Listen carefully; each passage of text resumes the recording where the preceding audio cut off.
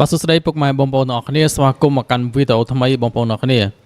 នេះគឺជាវីដេអូតាក់ទងជាមួយនឹងរឿងរំហោរឿងដំបូងដែលតាក់ទងជាមួយនឹងបងតាំងកំសួរហើយបន្ទាប់មកក៏បងផៃវណ្ណៈគាត់ចេញមកបកស្រាយហើយតាមទៀតក៏ខាងនេះវុទ្ធហាត់គេចេញមកថ្កោលទួចឹងទៅណាហើយខ្ញុំគិតថាសម្ដីរបស់តាំងបងតាំងកំសួរដូចជាមិនមានអីប៉ះពាល់ទេប៉ុន្តែអ្វីដែលខាង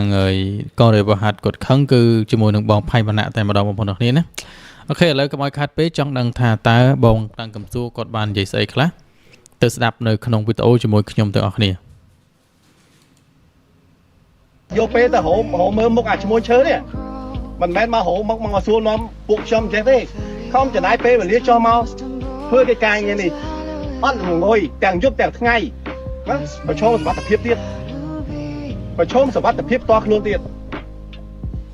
បាទគឺការសួរនាំនេះចង់បានន័យថាម៉េចបាទចង់ដឹងអញ្ចឹងហើយបើធ្វើមេPMល្ងឺមិនដឹងច្បាប់មិនដឹងទួលនាទីពូផៃវណ្ណៈគាត់និយាយនេះបងពូផៃវណ្ណៈគាត់និយាយនេះនេះខ្លួនឯងជាស្អីប្រជាជនជាស្អីហ្នឹងដឹងធ្វើមេPMធ្វើទៅធ្វើទៅស្អីអ្នកឯងពាក់សាក់លើស្មាអួតថាមានស្វាអ្វីភ័ក្រជាមួយរដ្ឋាភិបាលក៏ប៉ុន្តែលោកឯងយកច្បាប់ដែលរដ្ឋាភិបាលដាក់ទៅជន់ឈ្លីចោលលោកឯងមានស្វាមីភ័ក្រអីលោកឯងមិនបានមកចំណិតប្រជាជនផងបានមកចំណិតប្រជាជនផង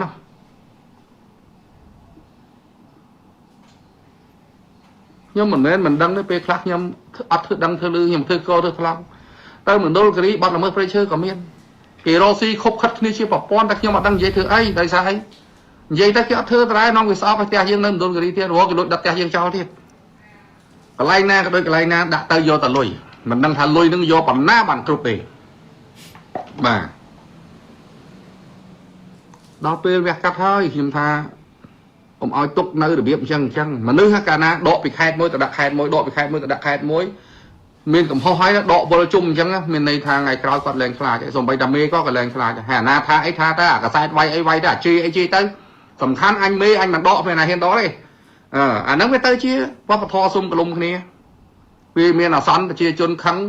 ប្រជាជនជាប្រជាជនកោតទោសចេញសារមួយអប់រំហើយចប់ប៉ុណ្ណឹងមនុស្សនៅដដែលដល់អញ្ចឹងវាធ្វើមនុស្សហ្នឹងវាមន្ត្រីហ្នឹងវាអត់រៀងមន្ត្រីហ្នឹងវាអត់រៀងអញ្ចឹងកុំឈឺចាប់នឹងប្រជាជនដែលគេបញ្ចេញមតិខឹងសមាដែលគេចេញមតិរិះគន់ដែលគេចេញមតិថាឲ្យធ្ងន់ធ្ងរពីព្រោះបើយើងសុំកលុំគ្នាដែរបាទដកផ្លេចដាក់កើតដកកើតដាក់លិចដាក់ផ្លេចចាក់ជើងដកជើងដាក់ត្បូងដូចខ្វះមនុស្សធ្វើការហួយហើយនិយាយតែកែតម្រងកែដកពីដុលហ្គ្រីដាក់ពងថ្នាំងដាក់ចាស់ដកទៅដកមកដែរដល់អញ្ចឹងអាចរិតមនុស្សនឹងវាកែទេបត់ល្មើសដឹកទាំងយប់ទាំងថ្ងៃបត់ល្មើសព្រៃឈើណាមិនមែនបត់ល្មើសគ្រឿងញៀនទេគ្រឿងញៀនដាក់ក្នុងកាបូបដាក់ក្នុងកប៉ៅដាក់ក្នុងណាស្អីតូចតាចបានតែឈើទាំងដើមត្រូវលាក់អត់ចិត្តទេឈើវែងធំក្នុងព្រៃមេព្រៃដឹងកាត់ក្នុងដែនបរិស្ថានដឹងដឹកចេញមកលើផ្លូវមត្តកិច្ចបលិស PM នៅលើដងផ្លូវណាក៏គេឃើញដែរសួរហេតុអីមិនយើងអត់ចាប់ដល់តែពេលមានគេរាយការណ៍ឲ្យចាប់រករឿងអ្នករាយការណ៍អានឹងខុសខ្ញុំអាណិតអូនតាន់កំសួរគ្នាចាប់ហើយគ្នាសុំអន្តរាគមទេតាំងពីយប់រហូតដល់ភ្លឺណាគ្នាដេកចាំដិតអូសដេកចាំព្រៃឈើដិតភ្នក់រងដេកយាមឈើគេអត់ណៅហ្មងអមេព្រៃក៏តែក៏មិនលើកប៉ូលីសក៏មិនលើក PM ក៏មិនលើកទេទៅណាគេមិនលើកក៏គេមិនលើកតាន់កំសួរទៅបំបែកឆ្នាំងបាយគេហ្នឹងណាតាន់កំសួរទៅវាយឆ្នាំងបាយគេដូច្នេះទេទៅឲ្យគេមកចាប់មិនបើអាហ្នឹងឆ្នាំងបាយរបស់មន្ត្រីហ្នឹងហើយដល់ទៅពេលទេឲ្យមន្ត្រីមកជួយចាប់ឯណាទៅចាប់រឿងគេបងលុយឲ្យអស់ហើយណារឿងវិញចឹងខ្ញុំគិតថាមេព្រៃសំណុំពោអាយដាមដិតទីណាបើមិនកើតទេដូរចេញទៅប្រធានកសិកម្មឯនៅនោះបើមិនបង្កើតបាត់ល្មើសព្រៃឈើទេដូរទៅដាក់អ្នកណាក្មេងៗណាដែលគេមានឆន្ទៈធ្វើឲ្យគេធ្វើម្ដងទៅណាសំណុំពោអាយដាមរដ្ឋមន្ត្រីមើលមេព្រៃនោះមើលធានទីកសិកម្មហ្នឹងបើមិនកើតទេដូរចេញដាក់អ្នកថ្មីទៅ ឲ្យចេញចាប់ឲ្យណាណៃមើលណែកុំឲ្យខ្ញុំទៅបោះតង់ដេកនៅនោះណាតែដល់កខ្ញុំយកកម្លាំងទៅបោះតង់ដេកនៅនោះកុំថាខ្ញុំនាំអ្នកកសែតទៅជឿជែកអត់ទេណាខ្ញុំមិនមានណាបើថាមិនធ្វើខ្ញុំនាំអ្នកកសែតទៅដេកទៅបោះជំរុំបង្រាយនឹងគ្រប់ផ្លូវនឹងអស់ខ្ញុំប្រាប់ច្រកចេញច្រកចូលដឹងទាំងអស់មិនមែនមិនដឹងទេណាបើថាខ្ញុំមិនចង់ធ្វើអីវាហួសហេតុចង់ឲ្យលោកឯងនាំគ្នាមានមនសិការជាតិការពារធនធានធម្មជាតិផងកុំព្រោះតែលុយលោកឯងធ្វើខ្វក់ធ្វើកធ្វើថ្លង់ណាហើយប្រឹងការពារជនល្មើសឲ្យមករករឿងប្រជាជនផ្លោតប្រងតាមអំពើចិត្តណាកុំធ្វើរឿងថោកទាបបែបហ្នឹងណាលោកឯងជិះឡានទំនើបពាក់សាក់លើស្មាមានផឹកស្រាថ្លៃតែធ្វើថោកទាបចឹងណាគ្មានអាណាឲ្យតម្លៃទេណាឬមួយគិតថាដាក់កដោយកស្រាថ្លៃទៅស្រោមបត់ក្រាក់ឲ្យមេទៅមេការពារបានណា2025ចិត្តដាច់ហើយចូលជា2026ហើយគិតឡើងវិញទៅបើព័ត៌មានហ្នឹងកំពុងតែនេះជាសម្លេងរបស់នាយឧត្តមសេនីយ៍សៅសុខាតកតងនឹងបទល្មើសព្រៃឈើមួយនេះគាត់បានចេញបញ្ជាចេញមកដាក់ចំតែម្ដងណាហើយខ្ញុំសង្ឃឹមថាសម្ដីនេះនឹងធ្វើឲ្យវាបាច់ធ្លាយក្រុមសម្បុកដែលកំពុងតែលាក់បំពួនណា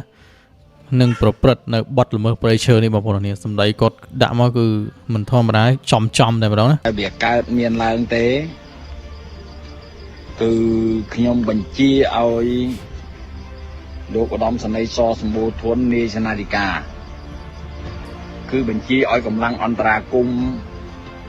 របស់យើងនៅក្នុងជំរាយរៀបចំមធ្យោបាយនិងកម្លាំងរៀបកម្លាំងនៅ150នាក់ហ្មងកំភ្លើងគ្រប់ដៃហ្មងហើយមែនតើកងរាជបុរហ័តលើផ្ទៃប្រទេសតែហ៊ានរាប់ម៉ឺនរាប់ពាន់នាក់មិនដែលបង្ក្រាបបទល្មើសព្រៃឈើនឹងមិនចេញណាវាមិនដែរខ្ញុំអត់ជឿទេណាគាត់ណាបញ្ជាខ្វាច់មកចាប់ខ្ទេចគ្មានសល់ហើយណាបងប្អូនអរគ្នាប្រទេសកម្ពុជាប៉ុណ្ណឹងជាតាមបណ្ដាខេត្តតាមបណ្ដាព្រៃឈើឡើងពាត់ណាហើយឥឡូវនេះមានរដ្ឋបិកចក្រមានដ្រូនមានអីចេះទំនើបចេះមកផ្លែតចាប់ខ្ទេចនឹងមធ្យោបាយរបស់យើងយកចេញទៅគឺប្រើបើថាចាំបាច់ចង់ប្រើរថផ្ទះដៃក៏បានណាទៅកន្ទ្រប់ពួកអស់ហ្នឹងអស់មើលមានប្រមាណនេះពួកអាបំផ្លាញព្រៃឈើហ្នឹង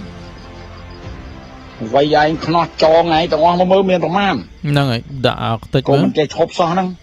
ហើយឲ្យអ្នកណាសិក្សាផ្លូវឲ្យច្បាស់ដឹកកម្លាំងអន្តរាគមន៍គឺតែកន្ទ្រប់យកហ្មងចាប់ចងទាំងអស់វាយខ្នោះអាទាំងអស់ហ្នឹងបើពីនាំគ្នាធ្វើតែអាណាខ្លះចេញមុខមកការពីអាបត់ល្មើសហ្នឹងហើយមិនសម្លេងគាត់ខ្ញុំស្ដាប់ពេញចិត្តមែនតើណាសម្លេងនេះណាបញ្ជានេះគឺខ្ញុំពេញចិត្តណាពេញចិត្តខ្លាំងមែនតើបងប្អូនអរគ្នាណាហេតុអីក៏យើងហេតុអីក៏ត្រូវទុកអាដំបៅហ្នឹងអាដំបៅដែលប្រជាជនឈឺចាប់ហ្នឹងអាដំបៅហ្នឹងអាដំបៅដែលប្រជាជនឈឺចាប់ហ្នឹងយើងនៅទុករ៉ាំរ៉ៃនៅនឹងធ្វើអីណាមិនក៏មិនវះកាត់កំទេចចោលទៅឲ្យវាស្អាតទៅណាធ្វើឲ្យជ្រះស្រឡះទឹកចិត្តប្រជាជនណាប្រជាជនជាច្រើនគឺកំពុងតែមានការមិនពេញចិត្តជាមួយនឹងបទល្មើសព្រៃឈើនឹងយូរមកហើយហេតុអីក៏នៅតែទុកអាដំបៅនឹងធ្វើអីទៀតណាលំមុំកំទេចចោលហើយវាមិនរស់ដោយសារតែអារឿងកាប់បំផ្លាញព្រៃឈើនឹងទេណាខ្ញុំពេញចិត្តសម្លេងរបស់លោកពូសៅសុខានេះតែម្ដងណាខ្ញុំស្រឡាញ់សម្លេងនឹងតែម្ដងណាបញ្ជាវាយកំទេចចោលបរហើយណាបើឯងមានកំភ្លើងតដៃបាញ់ឲ្យកវត្តចោលបរហើយណាកុំគិតច្រើនត្រីរដ្ឋបាលព្រៃឈើទៅ